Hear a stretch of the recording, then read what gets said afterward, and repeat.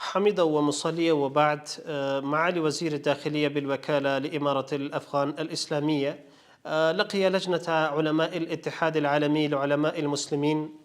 رحب معالي وزير الداخلية فضيلة الشيخ الخليفة سراج الدين الحقاني بالوفد للاتحاد العالمي لعلماء المسلمين، وتحدثوا وتبادلوا الآراء حول القضايا المختلفة السياسية والاقتصادية والثقافية للمنطقة والعالم الإسلامي. واعتبر زيارتهم أفضل خطوة في سبيل ربط أفغانستان بالعالم الإسلامي والاتحاد بين المسلمين جميعا.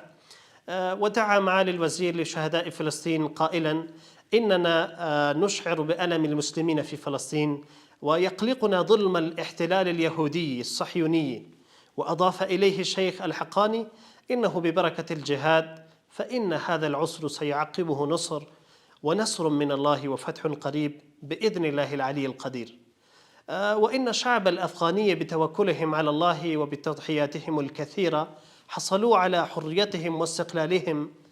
وكما أعرب معاليه عن أمله في أن تتحرر أرض فلسطين من الاحتلال بنتيجة جهاد الفلسطينيين ومقاومتهم بإذن الله، مؤكدا على أن مساعدة الفلسطينيين ودعمهم فخرا لجميع الأفغان والمسلمين. وفي الحقيقة ليست الفلسطينيين وحدهم، بل الدفاع عن المسلمين وعن المسجد الأقصى وقبلة المسلمين الأولى هو واجب شرعي على المسلمين جميعا. وبحسبه فإن الجهاد الأفغان ومقاومتهم ضد الاحتلال أوضح العالم بأن الحرب والمعارك يمكن الانتصار فيها بعون الله، ثم بالاتحاد والاتفاق بين المسلمين بين الأمة. وأثبت الأفغان بأن المحتلين مهما كانوا أقوياء، مهما كانوا مدججين بأسلحة متطورة وبتكنولوجيا الحديث، فإنهم ضعفاء ومنحزمون أمام الإيمان بالله والعقيدة الراسخة. كما ذكر معاليه بأن زمام الأمور في أفغانستان بيد العلماء والمشايخ، وهم يدركون جيدا مصالح البلاد وأولوياتها.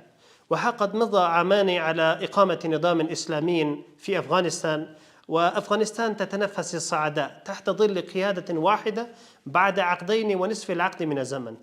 ولقد استتب أمن شامل وتحققت العدالة، ويدافع عن سلامة الأراضي وعن حدود البلاد.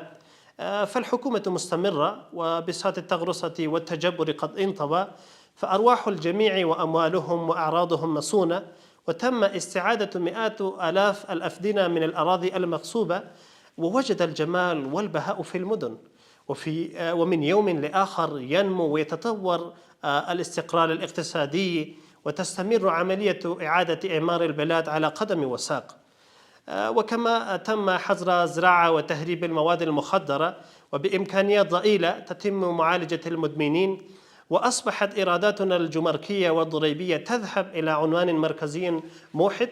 ورغم العقوبات والتحديات إلا أن تجارتنا لم تتوقف، سواء على مستوى المنطقة أو العالم. وعلاوة على ذلك فقد تم تصميم مشاريع تبعيد الطرق السريعة، وحتى أصبح بعضها في حيز التنفيذ.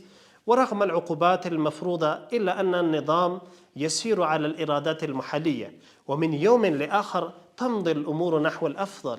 وهذا النجاح أحيا لدي الأفغان شعور الثقة بالنفس، وأنهم قادرون على القيام بالحكم بسواعدهم ومؤهلاتهم وإراداتهم.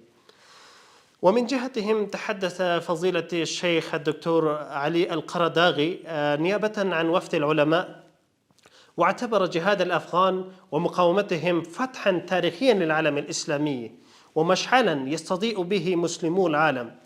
ووصف قضية فلسطين بألم مشترك للأمة الإسلامية.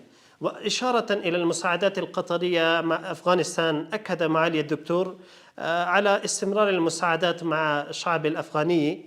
وكذلك قال رئيس جمعية علماء فلسطين الشيخ دكتور نواف تكروري خلال اللقاء: إن مقاومة الأفغان وبطولاتهم خلال العقدين ألحمت جميع شعوب العالم المظلومة. وكذلك مؤكدا على استمرار مقاومة الشعب الفلسطيني والمجاهدين ضد الاستعمار الظالمين الصهيونيين. ولكن مسلمو العالم وجميع المسلمين جميعا يتحملون مسؤولية نصرة المظلومين ومؤازراتهم، فلا بد من نصرهم ومساعدتهم.